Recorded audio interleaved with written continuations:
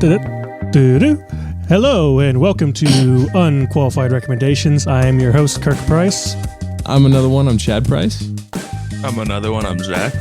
And we are here to give you some song recommendations. Each of us is going to bring a song recommendation for you, and we're also going to have some video game recommendations from each of us. But today is a little bit different than usual because today we have a very special host, Houston. Houston, why don't you say hi to everyone? Hi, everyone. Houston's one of my longtime friends, and wanted him to be our very first guest that we have on the show here. I'm honored. Yeah, it's a very honorable thing to do. Okay, so Zach, why don't you start us out this week with your song recommendation? What? You know I'm going to ask you every week to start us out, right? Yeah, but we got a special guest here. I think he should do the honors. No, so you should go first, so the guest doesn't feel as awkward with his recommendation after you. Well, I mean, that's fair because mine is the worst. Because I don't have shit to say. I really didn't want to show you up, so. No, they show me up every week anyway. All right, Zach, what do you got for us? All right, the song I'm recommending is "Fuck Love" by Kill Jasper. I love that song. All right, got anything to say about it? Sure, but not really. Like not normal. really. Don't really have anything. I'm trying to just hoping you guys can carry me on this song. You know, last week you really stepped up a little bit. You had a whole 12 words to say, and then this week you're going back to nothing. Well, to be fair, he had a full article. Because remember, he gave us the story about it too and everything. Yeah, but then he forgot the story after the song. Yeah, that's true. That's because the song was 8 minutes long. Either way, it was great. We were very proud of you, Zach. There wasn't a whole lot of information for this song besides the typical, they used music to kind of control their feelings. But that's everybody who makes music. You mean express their feelings? Yeah, that. Okay. Let's go ahead and give this song a listen, and then we'll get into it. Pretty great song. All right. So It is short and sweet. Zach, why'd you recommend that for us this week? You know I don't have anything to say. You say something. Why don't you tell us about how you live next to a beach? Honestly, I feel like that is a beach song for real. I would listen to that on the beach, but I actually have a little bit more to say about this song than Zach does, I think. So yeah, Kill Jasper is... Go ahead, Zach. I just said it's because you guys know how to express your emotions. I'm an emotionless void. Yeah. Well, okay, so I think that Kill Jasper is really, really good, and I honestly think he's underrated because he's a very, very underground artist still. And partially, I think it's because he took a year break from music in the middle of him just doing it. He was going crazy viral. He had tons of songs that were blowing up. He was on tour. He was making it, and then he just took a year break because he felt like it. And now he's down to less than 200K monthly listeners because of it. So anyways, I think he's really, really talented. And I think that he has a long way to go before he actually makes it because it just seems like he didn't want to put his nose to the grindstone like other people do, you know? Yeah. What do you think about it, Houston? The song was a vibe. Yeah? Yeah. At least you got more definitely to say than All Zach. right. Trying to take in all the lyrics on a first listen is usually difficult, but yeah, I like the beat. Good, short and sweet little tune. Yeah. On the thing where you said it was hard to pick up on the lyrics, do you think it was because the vocals were too quiet? Because I think that was a problem with me. I think that's just me with any song the first time I listen to. Yeah. I'm a music first, lyric second kind of guy. I'm the same way. Yeah, I think that it did a good job of keeping that same little tune throughout the whole entire thing, and it's still catchy. It kind of set the mood throughout it. Kind of okay, this is not going to be an intense song in your face. Mm-hmm. This is just going to be relaxed, listen to it. Yeah. And just kind of on the beach? Enjoy the flow. Oh, yeah, on the beach. Yeah, on the beach. Next to Zach's house. Yeah. Yeah. On the beach. It also doesn't overstay its welcome, you know? You kind of keep, like you said, it keeps that same beat going throughout pretty much the entire song. But it's nice, so it's good that it's short, you know? Yeah. He's really good with that on all of his songs. They're not too heavy on it. Yeah, all of them are incredibly catchy though. Like his number one song, "Pretend," was stuck in my head for months. Like I could not stop hearing it. Like it was just so good. But yeah, underrated. But I mean, he kind of did it to himself. But all right, well, Chad, my turn. Out of 10. Out of 10, I give it like a 6. Like I don't know. It's just out of his full catalog, I think it's one of his weaker ones, but I mean, Zach, out of 10. I give it a 7. What about you, Houston?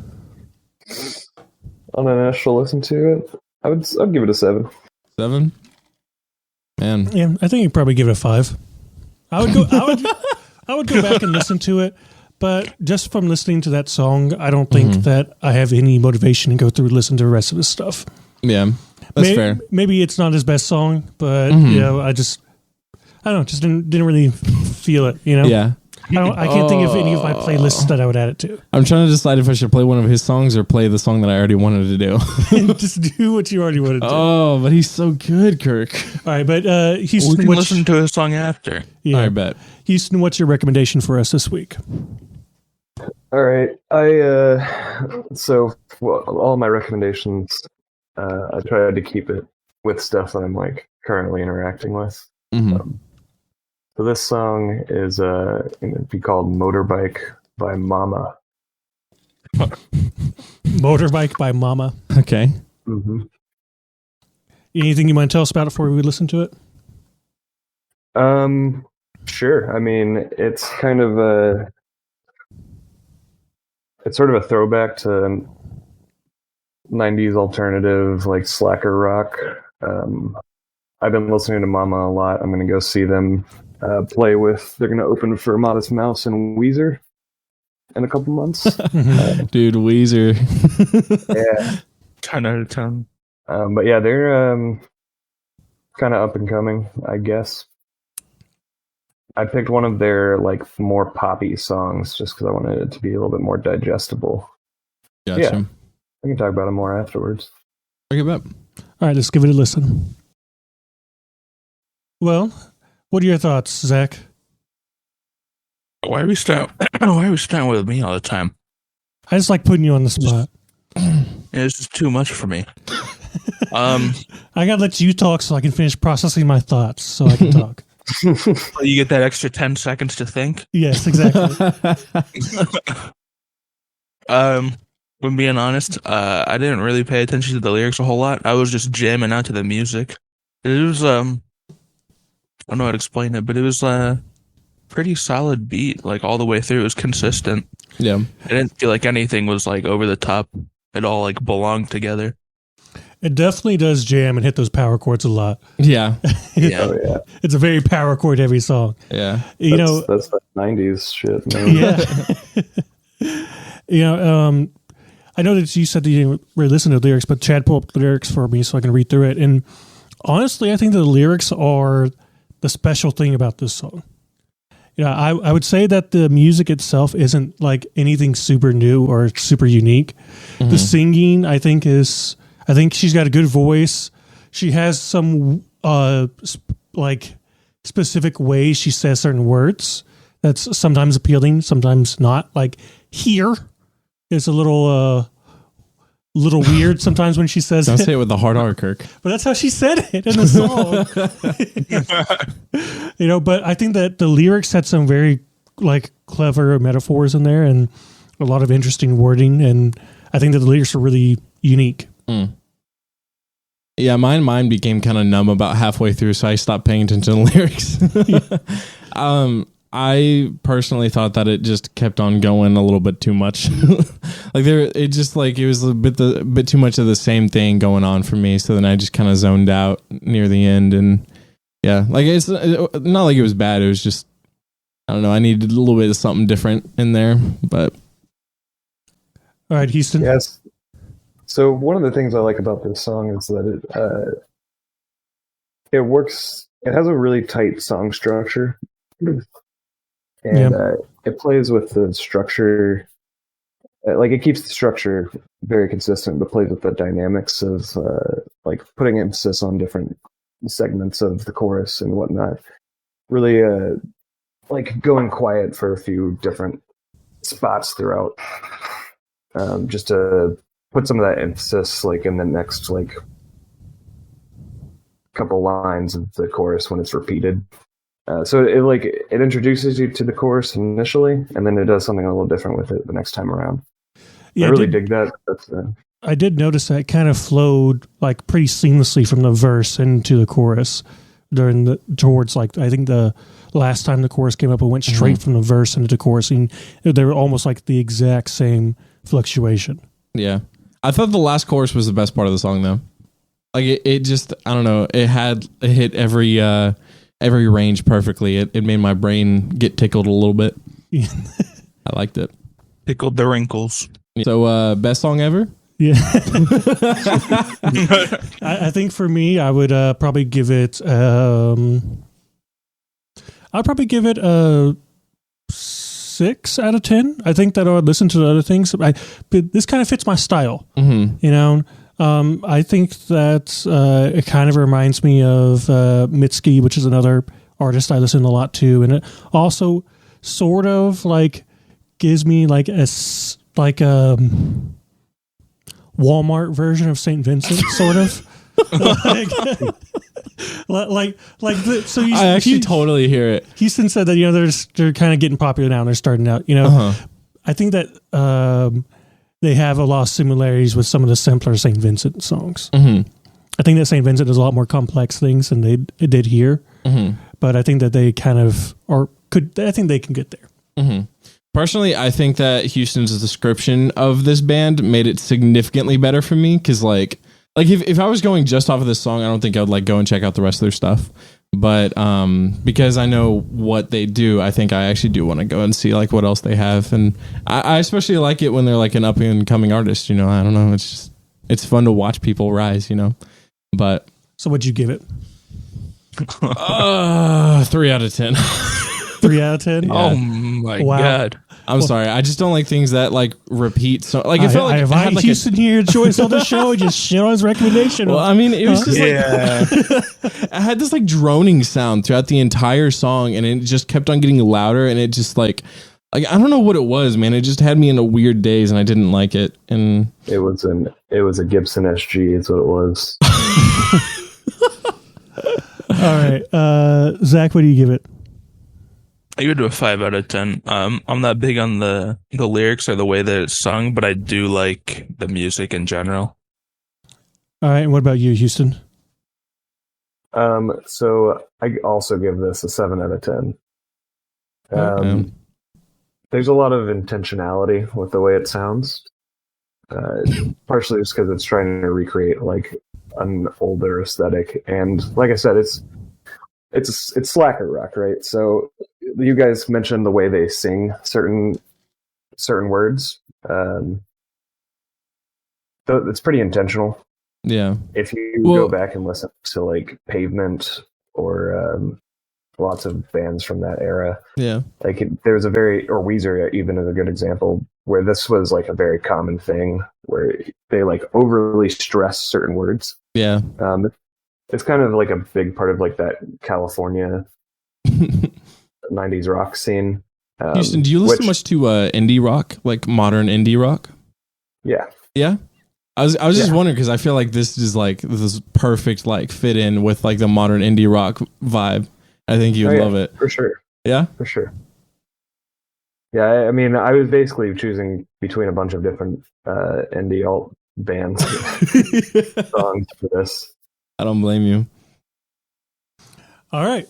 Well, Chad, what do you have for us this week? Yes. Okay. So there's only two options left, me or you. I know, you're going but next. I'm so excited about the song, guys. Look. The song is called Mess You Made. Okay. And it is by, I'm forgetting the name of the band, Michelle. Okay. It is by Michelle.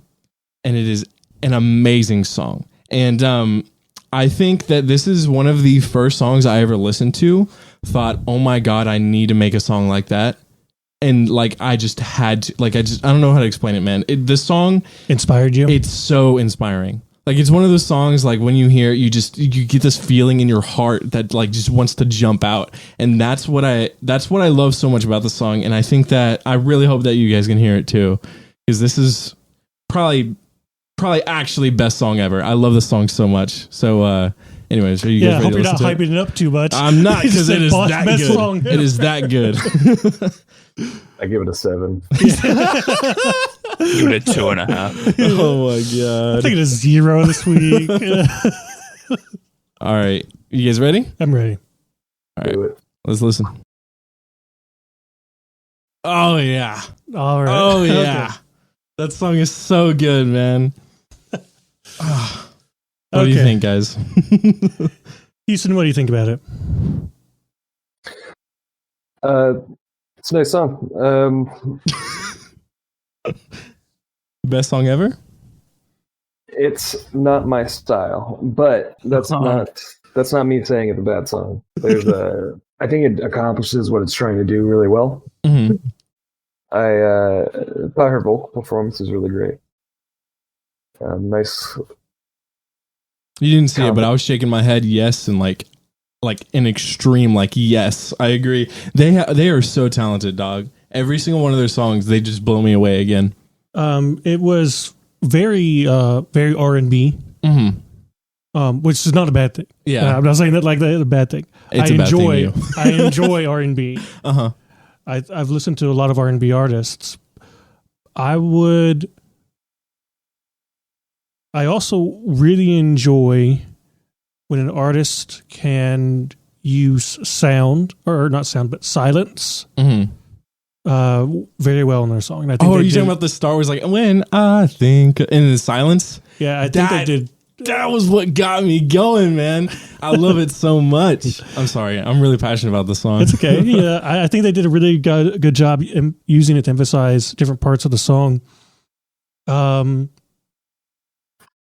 They had some pretty good lyrics and obviously a lot of emotion into it. Are there 2 different singers? There are 4 different singers, I believe. Okay.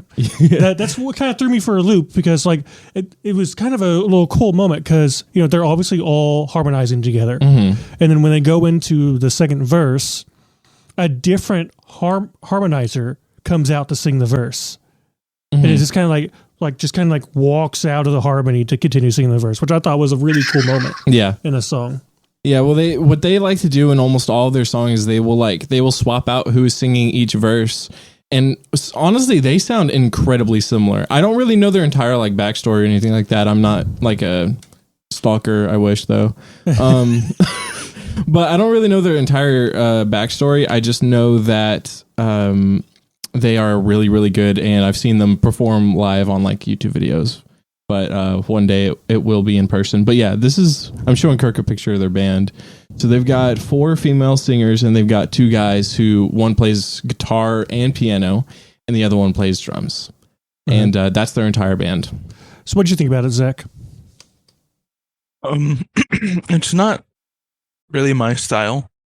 Because it's not a rock song or about heartbreak. So. The song is great. I don't care what your style is. Yeah, but it's not about. I don't really get that heartbreak feeling from it, or it's not a rock song, so I don't kind of vibe with it.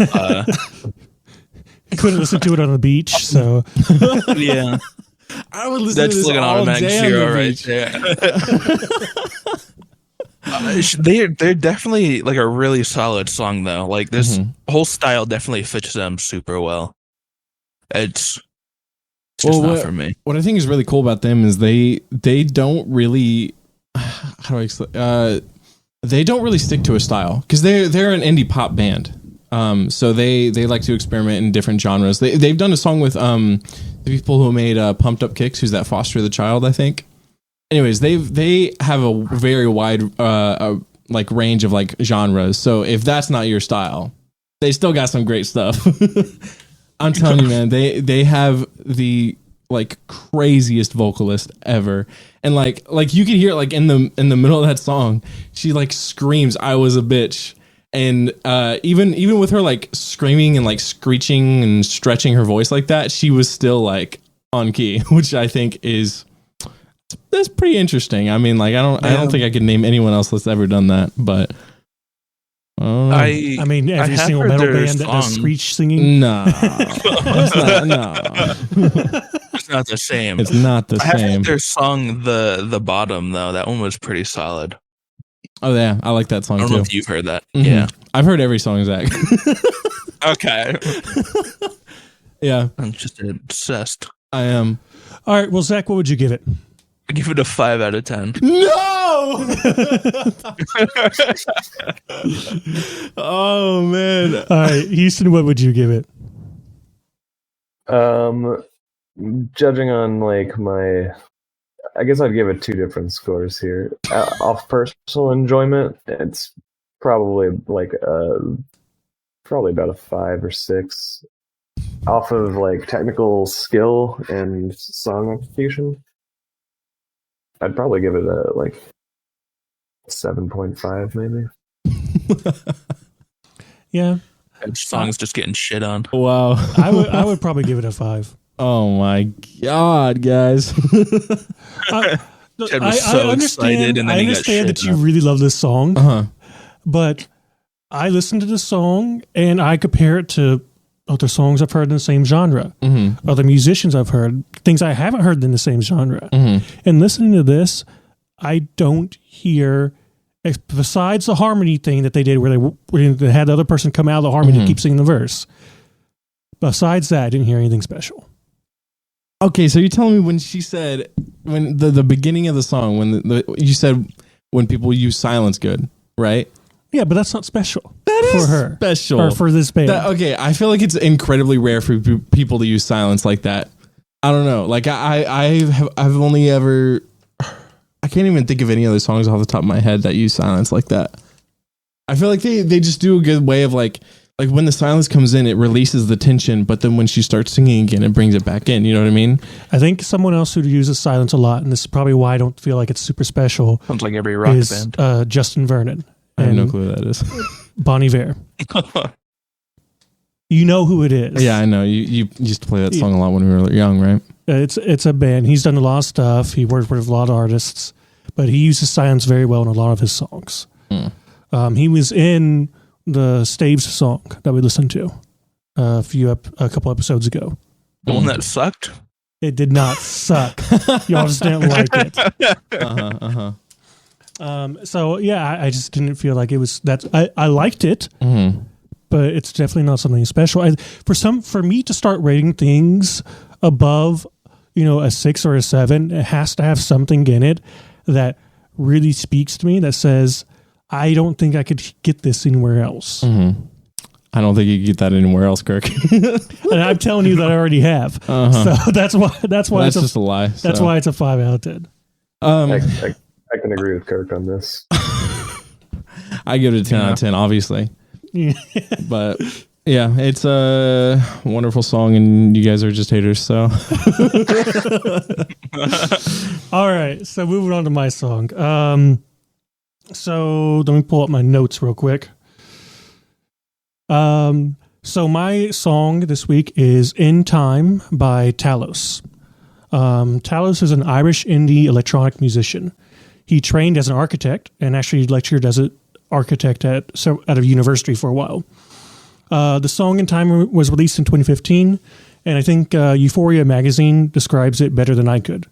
This is a quote from the lyrics. "In time, fall depths with me miles apart. In light, we solve our whole lives. The feeling of floating above cool water, that is the feeling of the alt-electric R&B soloist Talos gives listener in his music.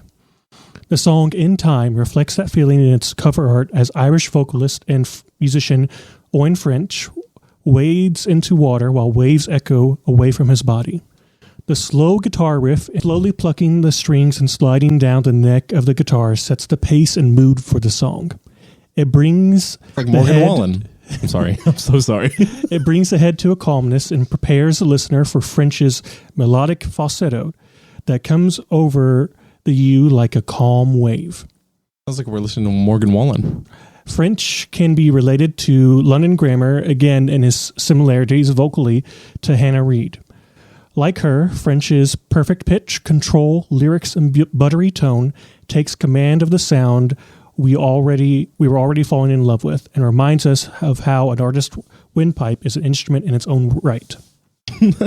So I can only describe the chorus in the song as beautiful. I mean, Erotic. No, Zach. Oh my god! I think that Only time will tell. Extremely calm and flowing, and the way that he uses his vocal performance to elevate the song is astounding. Like, I think the music is good, but I think that what makes this song truly great is his singing. Mm-hmm. All right. So we're listening to a Morgan Wallen song. I'm sorry. That's such a dumb joke, but I can't stop saying it. All right. It is you guys a dumb ready? joke. Let's do it. Alrighty. So what did y'all think? Chad, you want to start us off? I think. No, wait, hold on. Zach, go. Zach, go ahead. I was gonna say. I think I described it perfectly with erotic. Wow. So I was reading through the lyrics, and I like the lyrics, but I don't get them. I really, really like this one line though. Is you pry me thumping from this long drop. I don't know what that means, but I love it. I think he has like a very, very unique like lyric style. To me, it makes me think of like early Tyler the Creator, because he used to do a lot of songs where he would just write lines and then immediately contradict them afterwards. And I feel like that's kind of what he's trying to do. Maybe it's really hard for me to tell what exactly the song is about. But I liked it. I liked the way it sounded. I liked the way that he layered his vocals and the final chorus especially. And yeah, I mean, that's pretty much all that I have to say about it. What about you, Houston? What'd you think? Erotic or no? Yeah. I mean, it's kind of erotic. Yeah. At least the instrumentals. I'm not looking at lyrics as if these songs are playing. So I could barely tell you what the lyrics were at all.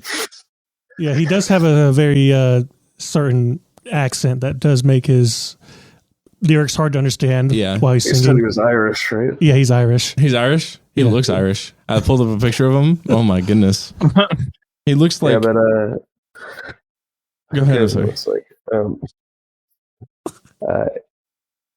his falsetto was beautiful. I mean, Mhm. and it blended really well into the chorus as it came up. As it came in, I like the extra bit of production they did when the chorus started. Mhm. Just a really smooth song. I mean, really easy listening. You can definitely tell that they spent a long time trying to figure out how exactly they wanted to transition it from the verses to the chorus. Because adding in that little bit of like that very heavily mixed delay in right before it transitions into the chorus, I think was a really, really smart idea. I don't know who came up with that. I don't know who was sitting in there and was like, what if we try it this way? Whoever did that deserves an Oscar. I don't like forget the Grammys, they deserve an Oscar. But yeah, that was really good. Yeah, and, as far as like the song's meaning, I would say that it's more about falling in love and taking that trip and sort of like the whole process of, you know, both of you falling in love with each other at the same time, and how it can be both exhilarating and, you know, pretty scary at the same time. I took a completely different interpretation. Mostly because like the beginning of it is like he says falling out of love or something like that at the beginning. And so I thought that that's what the song was about, but also everything else. Like I said, it feels like every line contradicts itself. So I don't know. It's really hard for me to just pick up on what. Yeah, but I see what you're talking about, though. I think it'd be taken a lot of ways. You know, I don't think. I know a lot of things that would be taken a lot of ways, Kirk. I'm sorry, but I think that I do think that his music is open to interpretation. I haven't listened to a lot of his music in general. This one and like two other songs are what I've listened to, and I would say that this is definitely my favorite of his music. But what I try to do with my recommendations when I bring recommendations to y'all for music is I try to find things that I don't think that you and Zach have listened to before. Mm-hmm. Well, I've definitely never heard of this guy. I think. Yeah, neither have I. I mean, honestly, from this song, I think I am going to look up his other stuff, though. He's a member of a band as well. But this is sort of like his solo stuff. I got you. The Irish band. I can't do an Irish accent. I did really enjoy this song though. I think in the beginning, like 30 or 40 seconds in, it kind of picked up like super fast for the style of song that it is. Yeah. But literally, other than that, I think the song was like perfect for the way he sings. Yeah, I agree. So I really enjoyed this, like a 10. Give it a 10? Wow. All right, what about you, Chen? I'm tempted to give it a low score out of spite, but no, I think 10's a little generous, mostly because I think on the production side they should have EQ'd a little bit more of his nasally sound out of him, just a little bit more. But other than that, I think it was pretty solid. Probably 9-ish. 9? High wow. 9. Yeah. What about you? I thought it was really good. Houston. I was going to give it an 8. Wow. Some pretty high scores. I was going to give it a 9. Kirk, I was really expecting you to be like, I was going to give it a 5. I think it's really a 3 for me. This song is shit. I kind of brought this in I here can't as a believe you guys joke. like this. I just recommended it to throw you guys off. But yeah. Honestly. All right, so let's go ahead and jump right into video games. I'm going to go ahead and start us off this week for video games. So my video game recommendation this week is Empires of the Undergrowth. And the Steam description is this: set in the world of ants, Empires of the Undergrowth is a real-time strategy with extensive nest building and management features. Below ground, workers maintain nest operations while you control armies of ants in battle against rival colonies, armored insects, hungry amphibians, and other critters. So I picked this game up on a whim because it was like $5 on sale or something like that. I was like, oh, that seems interesting. Let me try it out. And man, there is so much more to this game than you would think. Like, What was the name of it again? I'm sorry. Empires of the Undergrowth. Okay. So it's basically like an ant colony simulation game. But And the music is amazing. I remember this. Yes, Kirk. yeah. I remember this. But I do want to point that out. The music for this game is better than it has any right to be. Yeah. Like, There are some bangers, dude. like this is just some like random game some studio made, but the music is astounding. Like Yeah. it fits the game perfectly. If you do nothing else for this game, go and listen to some of its music because it's so good. Yeah, it's pretty dang good. Anyway, so you manage a colony, and actually, the story mode is actually a lot of fun for this game, which is not true for a lot of like simulation games. The story The mode colony for games? Yeah, the story mode for this is a lot of fun because you play as different types of ants that have different abilities. Like fire ants, like they reproduce really quickly.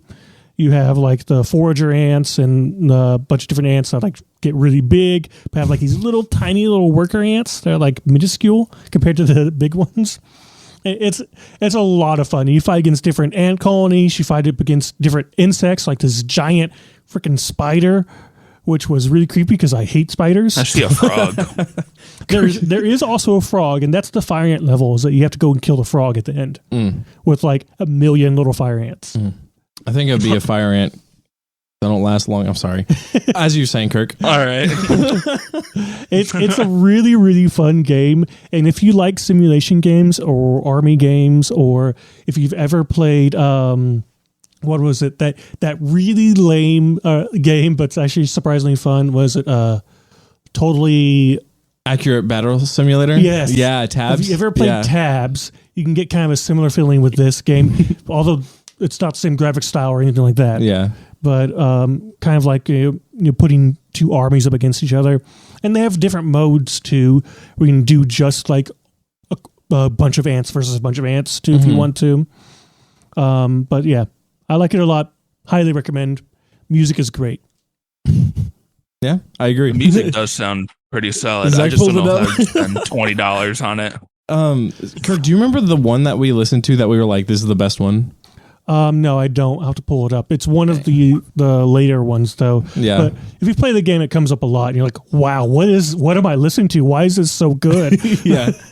I remember the battle music was incredibly unique as well. Yeah. So, yeah. Look up the music, please, everyone. It is still in early access, but with that, it's not like other early access games where they put in early access to say, "Oh, the game's garbage." We don't plan to fix it or anything. They are actively releasing updates and new content for it. Like they just put out a new update for it like last week that added a whole nother level to it, like a brand new level in the story mode and everything. So, can I ask you a question? Yes. Have you played Pikmin? Pikmin? Yes, I have played Pikmin. All right, convince me to play this instead of playing Pikmin. You could have way more little guys following you around. How's that? What is Pikmin? I don't know if that convinced me. You don't know what Pikmin is? No, I don't. Babies. What? Y'all are like 10 years younger than us, so let's Wait, Pigman or Pikmin? That's what you said. I thought you were saying that babies had something to do with the game, and I was like, what are you playing, Houston? Just growing babies on his farm, on his different ant farm, What I is guess.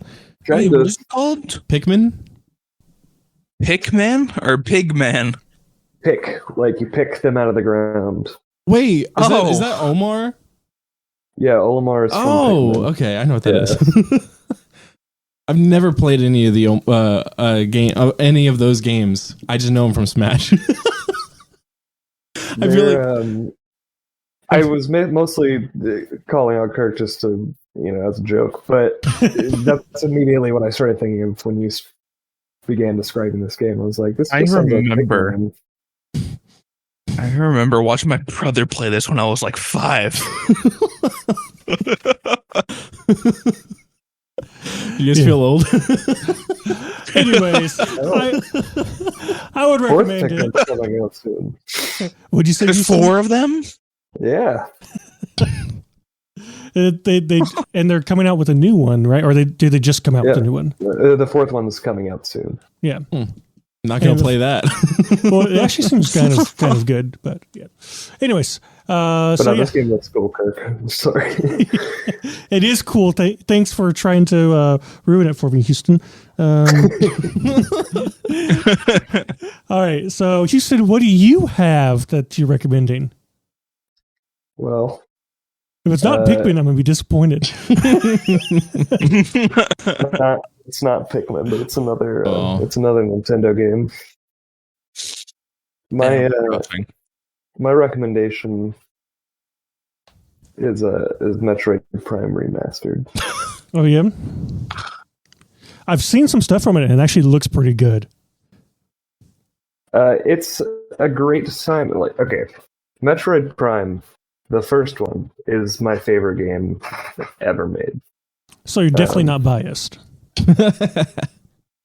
I mean, I'm heavily biased, but so is a lot of the internet. I mean, Go look up top 10, top 100 best games of all time list. Metroid Prime is often up there, easily. Hey, Houston, can I ask you a question real quick? Yeah. Are these games basically Doom, but for girls? What? No, Doom for girls? Not at all. Okay, I've just seen screenshots of it. I always thought, hey, that kind of looked like Doom. Well, I mean, I guess I would say, honestly, the original Metroid Prime did definitely take some inspiration from Doom. Doom, but for girls. Is not Doom for girls. The main character is a girl. Does that not mean it's for girls? It's for girls. Zelda's for guys because it's Link. So okay, keep going, Houston. Got Zelda. Anyways. So the remaster just came out, and the remaster is absolutely amazing. Keeps everything that was in the core gameplay intact, just updates the visuals. In my opinion, it's one of the best remasters ever made, because it just doesn't try to do too much. It just takes a really great game, makes it better. Just makes it look better. They also updated the control scheme.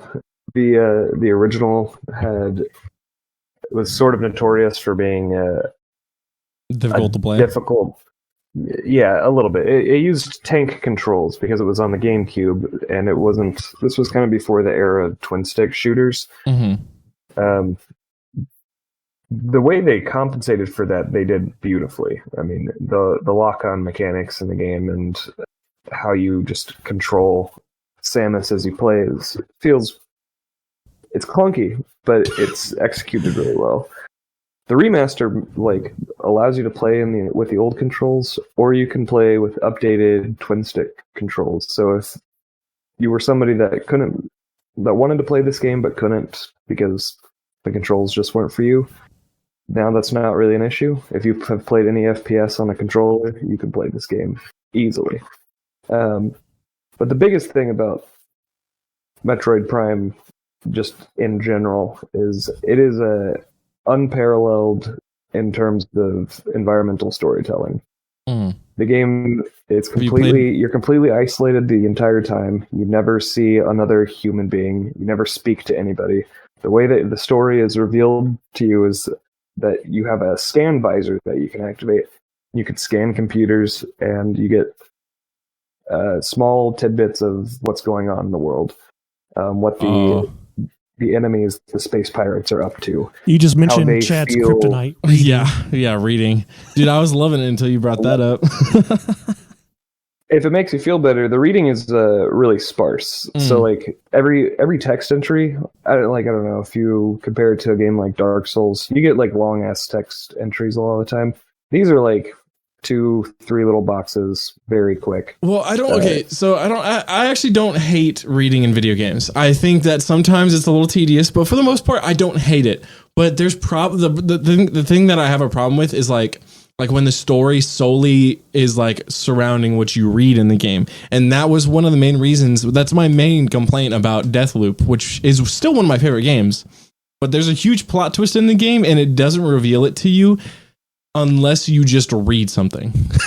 and it's a full passage. It's I'm not going to read a college essay just so I can figure out that this person is a different person than what I thought. You know what I mean? Chad's lying. There wasn't a single college essay in that game. There was a college essay, dog. It was a paragraph. No, it was 3 paragraphs. Okay. That's a high school essay. Here's the nice thing about this game, though. You don't have to interact with those scans whatsoever. You can play the game. You can figure everything out. You're not ever going to be locked out of Okay, I see what you're saying. Anything important. Just the Arkham games, where it's the environment still tells you a story, but it's optional. Yeah, pretty much. I got you. It fleshes out the context of what's this base here? Mm-hmm. Why are they running these experiments? I can obviously see that they've captured these creatures and are running some kind of experiment. If you want to know a little bit more going on, read the computers, scan the creatures. If you don't want to, if you want to go in completely blind, it's still a really great experience. I would say in its own right, doing a blind playthrough where you just don't interact with any of the scanners, or at least the non-essential ones, is its own great experience. I gotcha. Okay, one more question. How much is it? Okay. The remaster is $40, and it's never gonna drop. Probably not. And good luck getting a physical copy. Yeah, for real. That's why I hate Nintendo right now. It's they never ever drop the price of something. Isn't Breath of the Wild still $60? Mario 64? $120. Oh my god! No. But hey, I'll lend you my GameCube copy if you want to play that. All right. Well, thank you, Houston. All right, Chad, what do you have for us this week? So, I am fairly confident that most of us have played Spider-Man play PS4. Yeah, I have. Yeah, you have. I know you have. Zach, have you? No, I've just talked to you about every single bit of the story. Okay. And then Houston, have you played it? I haven't played it, but I've interacted with it. I got you. It is a good game. Yeah, okay. So Spider-Man PS4 is an amazing game that I will forever love. But I like Spider-Man Miles Morales more. And that's a very strong hot take because a lot of people enjoy Spider-Man PS4 for, I mean, it's a long game. It's a big game and all of it's good except for the Mary Jane parts. And it's like I agree that it is as a whole a better game it's a full game. Spider-Man Miles Morales, I would not argue is a full game, but I think the message of that game just is so much better than the message of original Spider-Man PS4. So if you ever get a chance, right? If you've played the original Spider-Man, you already know how good it's going to be. Like you already know it's a great game. It's fantastic. The swinging's amazing. The story is amazing. Like all of it is amazing. But I think that Miles Morales capitalizes on that and improves. And the story just, all of it's so good, man. And it's always going to be probably one of my favorite games. But Miles Morales is like a Destiny DLC. Honestly, you're not wrong. But it's less of like a it's more like a, I can't think of examples. It's more like a Witch Queen DLC than it is a what was the one where we had to go on Beyond Light? Beyond Light, because Beyond Light was terrible. So do you think that it could stand up on its own? Yeah. Like if you were comparing it to other games, not to the previous Spider-Man, do you think it's still a good game? Yes, I still think it's a good game. Genuinely. Because okay, so you take things like the Batman trilogy, right? And all of those games are good on their own. It's the exact same way with the Spider-Man games so far. It's like they are like they're building off of each other, but they are still fantastic all in their own right. And I mean, like I said, the main reason why I like Miles Morales so much is because of the story. And I think it's really immersive. I think all the characters that you meet throughout while doing the side missions are also like I don't know how to explain it other than you just grow to like the basic side characters that nobody normally cares about, And that's why I like it so much. I think that the Miles Morales character actually has an advantage over the Peter Parker character. Why do you say that? I think that he's black. People know the Peter Parker character way better than they do Miles Morales. So you can take a lot more liberties with the story. Yeah. That's true. You can do a lot more things with it and make a lot more changes and fit whatever medium you're telling the story through, in this case, video games. Yeah. Than you could with Peter Parker. Because in Peter Parker, you expected to see Mary Jane, you're expecting to see Black Cat, you're expecting to see all those main characters and stuff. Kingpin. Yeah, Kingpin. With Miles Morales, you've got, I don't know what his main villain is. Like, I know who Miles Morales is. I don't know who his main antagonist is. I don't know what his story plays out as. I know Peter Parker's story from beginning to end. Yeah. He's been around so long. I've seen so many iterations for it. I know it. So I'm expecting to see, have those kind of fanboy moments while playing the game. For Miles Morales, I would be playing it to get the Miles Morales story. Yeah. Like that would be aside from, the Spider-Man movie that came out. Yeah. Spider-Verse, right? Yeah. Into the Spider-Verse. Well, okay. So the thing, also another thing that I think is interesting about Miles Morales is people didn't really care about him much until Spider-Verse. Because he basically just had no unique character traits besides Peter Parker, right? Yeah, I think you're insulting Houston right now. I definitely read the original Miles Morales comic book run before he got before the universe got the Ultimates universe got folded in. He's got a lot going on, actually. Really? Because from what I've heard is people read what he enjoyed reading the comics about him, but he was there was nothing to truly separate him from Peter Parker other than his extra powers. Well, consider this: he was so popular that they had to find a way to pull him from a different universe and bring them into the main line. Yeah. Without getting rid of the Spider-Man. Beloved. Yeah. Well, that was the thing is I mean, never mind.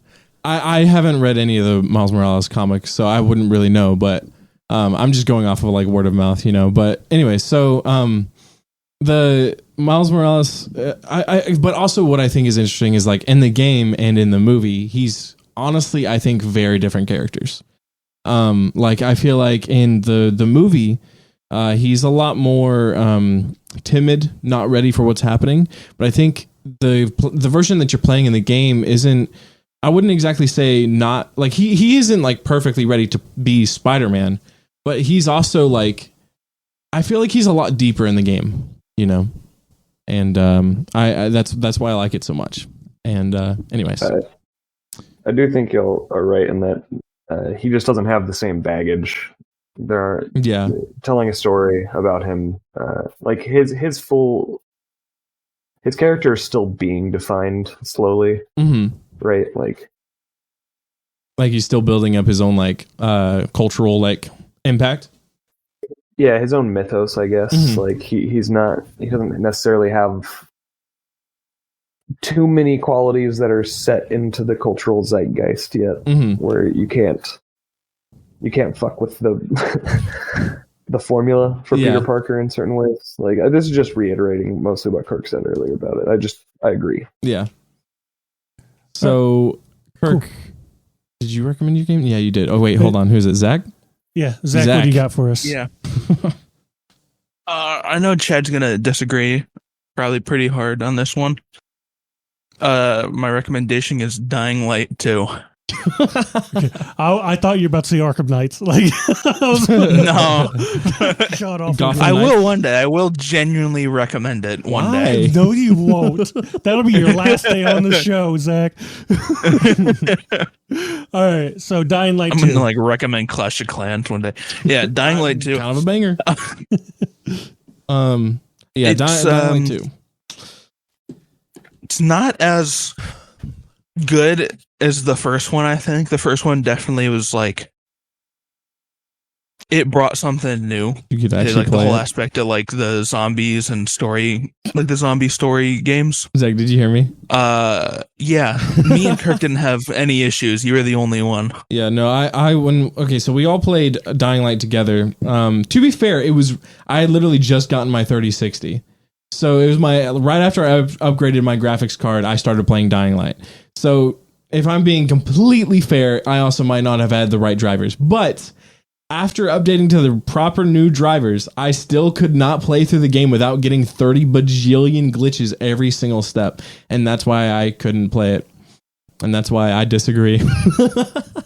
But I haven't played it since, you know. Me and Kirk... Also, I think I had like 3 glitches throughout the entire time I played it, and I have almost 70 hours on the game. And we were playing Dying Light like pretty much right when it came out too, right? Mm-hmm.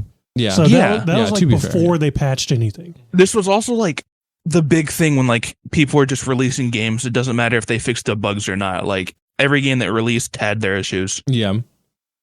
Well, I mean, like I don't want to trash on it. Like if I haven't played it since that happened, you know, but I also just have no motivation to play it since because of how many issues I had. Like I literally couldn't climb up walls, which is like, you gotta survive that way. So how am I supposed to play the game if I literally cannot do it? You know what I mean? So I was just like, I am like certain Chad was just not pressing the space bar sometimes. I was. I'm not that because the amount of times this happened where I've like just ran up to a wall and pressed space once and it climbed the entire thing, and Chad said he's sitting there spamming the button. I think Chad's just doing something wrong. Yeah. But no. Okay, seriously though. So Zach, why do you recommend Dying Light 2? I just think it. Obviously, like I said, it's not as good as the first one, but I think it just continues on with their creation of like how they want to do these like story mode zombie games. And I think they just I lost my words. Well, so the way they do it is so unique, I feel like. Yeah, so because they were the first people to do like these certain things, like when it came to like the crafting shit and the way the story is just all brought out. Yeah. Sorry to cut you off, Kirk. No, that's fine. I was just gonna add on to what you were saying. You know, when we say a zombie game, you're thinking, you know, Back 4 Blood, Left 4 Dead, you know, all those like, all right, we're surviving against waves of zombies, you know. But no, this is a story game where zombies are the hazard. Mm-hmm. You know, you're trying to interact with these people where they each have their own stories. I think that what Dying Light 2 did really good is having a lot of unique stories and a lot of unique storylines in it.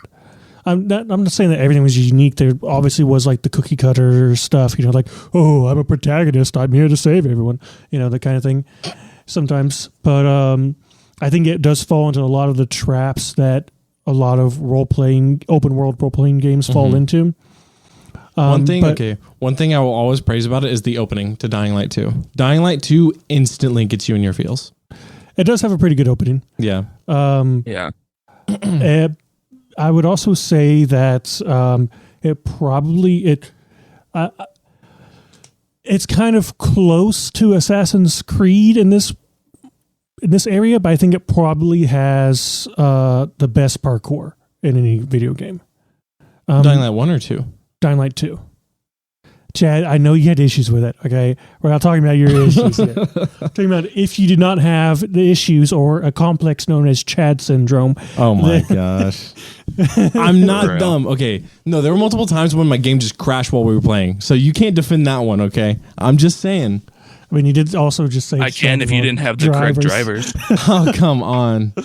But no, like even after I updated the driver, I was still having it. But that's... Okay, this is completely besides the point. Best game ever.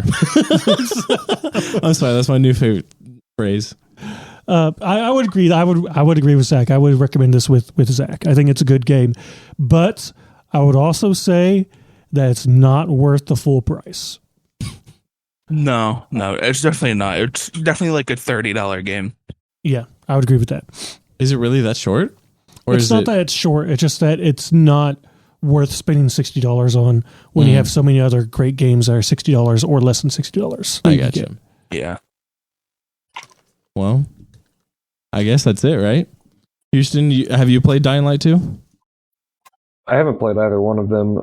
I remember watching the trailer and some like demo footage from the first one, and I thought it looked really cool. But unfortunately, never got around to playing it. Yeah.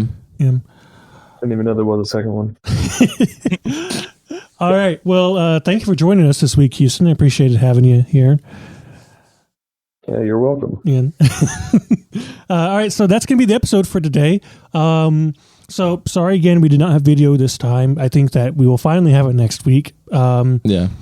And so just so y'all are aware, this is our 4th episode. And we will have a YouTube page by the time this one comes out. And although we won't have video, we'll have some visualizer stuff going on there, so you can look at it there. We also we'll have a Patreon up that will be linked in the description of this episode if you feel like giving us some money. If not, we're going to keep doing it anyways. So, I mean, maybe. So thank you all for listening, and y'all have a wonderful day. Bye.